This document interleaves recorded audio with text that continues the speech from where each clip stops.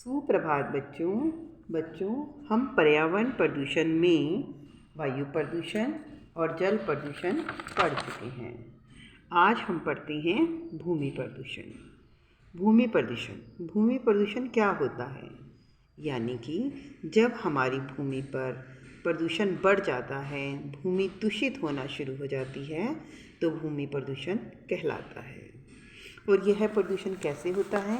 तो चलिए पढ़ते हैं।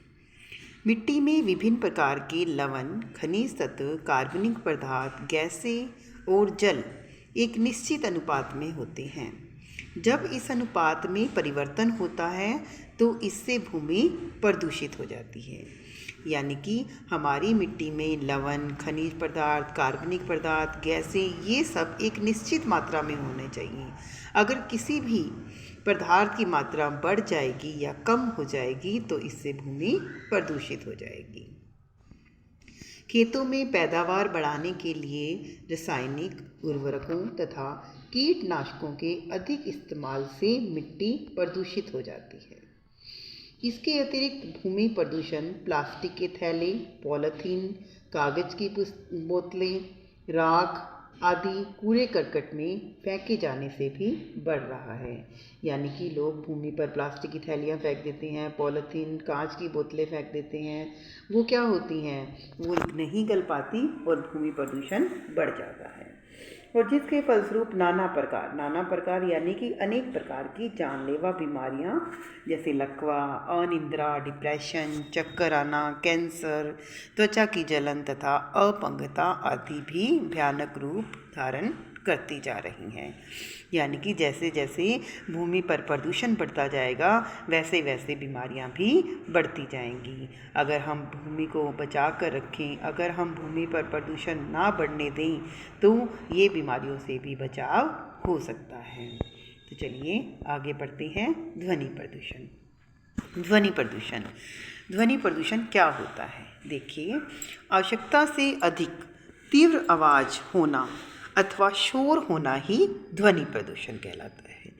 यानी कि जब हम बहुत तेज़ आवाज़ में कोई चीज़ सुनते हैं तो वो हमारे कानों को नुकसान पहुंचाती है। ध्वनि प्रदूषण हमें दिखाई नहीं देता, परंतु यह बहुत खतरनाक माना जाता है। शहरों के साथ साथ गांव में वाहनों के बढ़ते प्रयोग, टीवी, रेडियो और लाउड स्पीकरों को तेज़ आवाज़ में चलाए जाना, आतिशबाजी करना, हो हल्ला आदि से भी ध्वनि प्रदूषण बढ़ता जा रहा है।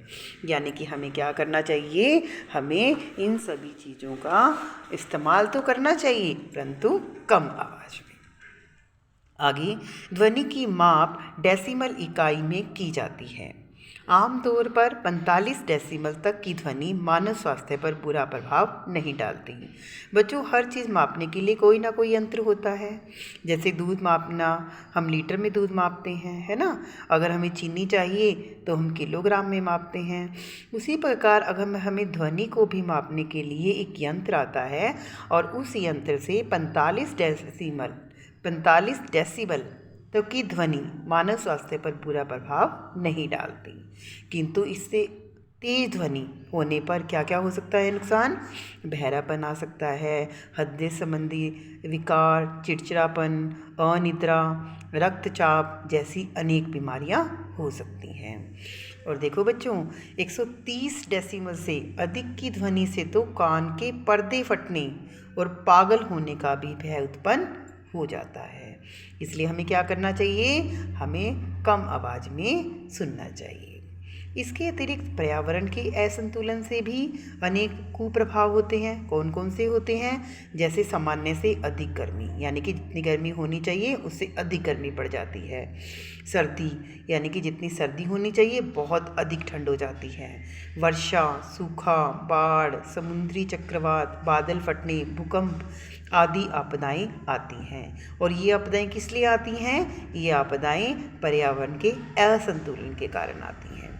ठीक है ना? अगर वर्षा एक सीमित मात्रा में आ जाए तो बहुत अच्छी होती है, लेकिन वर्षा अगर बाढ़ के रूप में बन जाए तो वो वर्षा बहुत नुकसानदायक हो जाती है। इसलिए हमें पर्यावरण को सुरक्षित रखना चाहिए।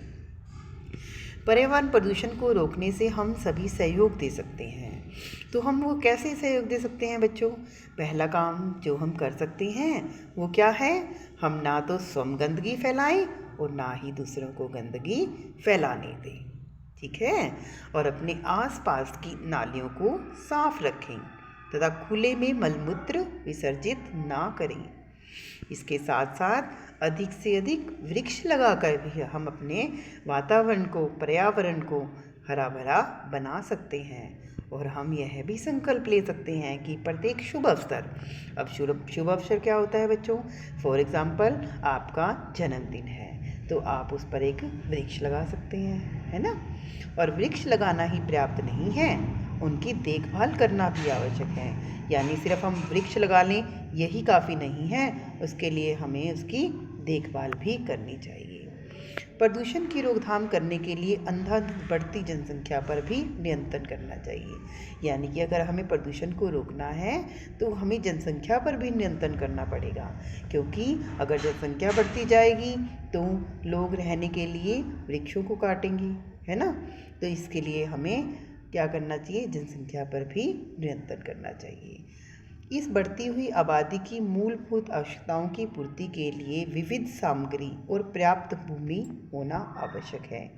यानी कि अगर आबादी बढ़ती जाएगी तो उसके लिए रहने के लिए भी घर चाहिएगा और खाने के लिए भी भोजन की आवश्यकता होगी। इसलिए वनों को बड़े पैमाने पर काटा जा रहा है। तो इसके लिए हमें क्या करना चाहिए? हमें इसके लिए जनसंख्या पर नियंत्रण करने से भी हम प्रदूषण की समस्या को काफ़ी हद तक सुलझा सकते हैं, सुलझ जाएगी। यानी कि अगर जनसंख्या कम होगी तो हमारी यह समस्या अपने आप ही सुलझ जाएगी। तो हमें क्या करना चाहिए?